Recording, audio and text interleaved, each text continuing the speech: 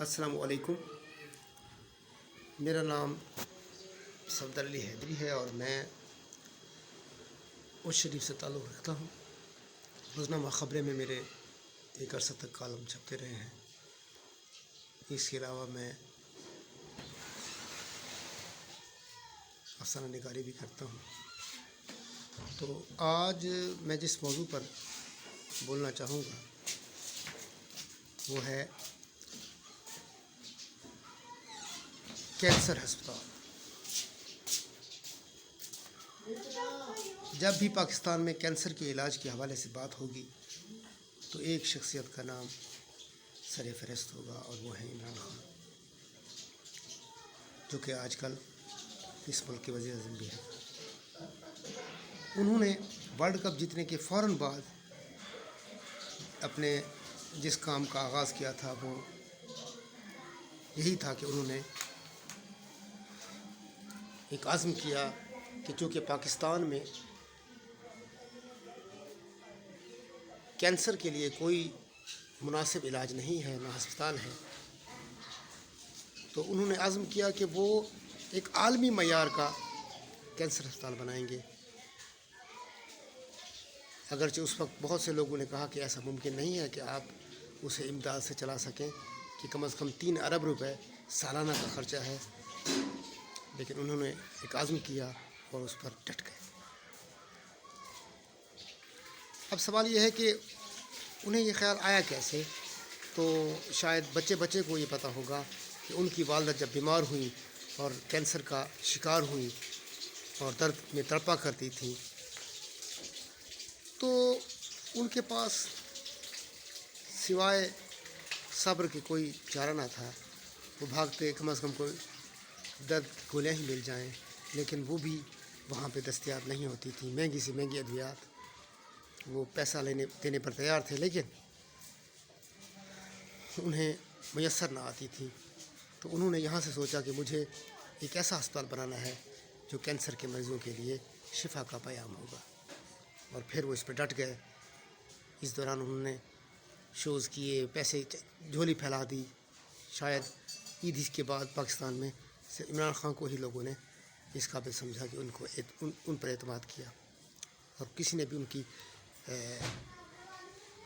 ایمانداری کو شک کی نظر سے نہیں دیکھا۔ اور دیکھیں بھی کیسے کہ جو انہوں نے چندہ دیا تھا اس کی عملی صورت پہلے لاہور کا ہسپتال، پھر پشاور کا اور اب کراچی کا۔ تو میں کینسر کے مرض کا یوں سمجھیں کہ ایک لحاظ سے قریب سے مشاہدہ کر چکا ہوں کہ میرے والد گرامی سردار کاظم علی حیدری اسی مرض کا شکار رہے۔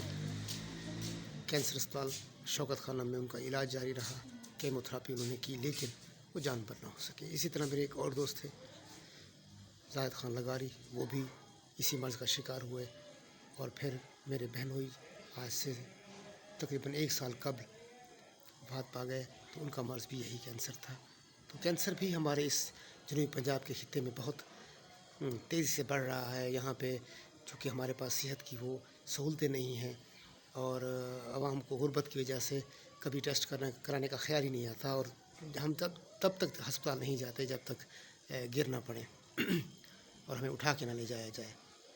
تو میں اپنے اس پیغام میں، جو کہ آپ کو منشا فریدی صاحب کے چینل پہ دکھائی دے گا اور اسی کی معرفت آپ دیکھیں گے، عمران خان سے ایک اپیل کرنا چاہوں گا کہ آپ اس ملک کے وزیر اعظم ہیں، آپ اس ملک کے ہر بچے کے وزیر اعظم ہیں۔ اگر آپ کراچی، لاہور اور پشاور کے لیے یہ کام کر سکتے ہیں تو ایک ہسپتال جنوبی پنجاب میں بھی ضرور ہونا چاہیے۔ رحیم خان میں، بہاولپور میں، بہاول نگر میں، ملتان میں، راجن پور میں، کہیں جہاں مناسب سمجھیں وہاں پہ یہ ہسپتال ضرور ہونا چاہیے۔ میں ایک پاکستانی ہونے کے حوالے سے یہ آپ سے اپیل کروں گا کہ آپ میرے اس پیغام کو سنیں اور اس پر عمل ضرور کریں۔ آپ کو ماں کی دعا ہے۔ جو لوگ آپ کو یہ کہا کرتے تھے کہ یہ صرف فیس بک پہ وزیر اعظم بن سکتا ہے، آج وہ ہار گئے اور آپ ملک کے وزیر اعظم ہیں۔ میں سمجھتا ہوں کہ آپ کی تمام کامیابیوں کے پیچھے اس ماں کی دعاؤں کا ہاتھ ہے جس کے نام پر آپ اب تک 3 عالمی معیار کے ہسپتال بنوا چکے ہیں. تو اپنی بات کا اختتام میں احتشام حسن کے اس شعر سے کروں گا، اور وہ بالکل آپ پر فٹ آتا ہے. ہمیں کچھ ایسی دعا لگی ہوئی ہے، ہمیں کچھ ایسی دعا لگی ہوئی ہے کہ حبس کے پیچھے جیسے ہوا لگی ہوئی ہے. والسلام.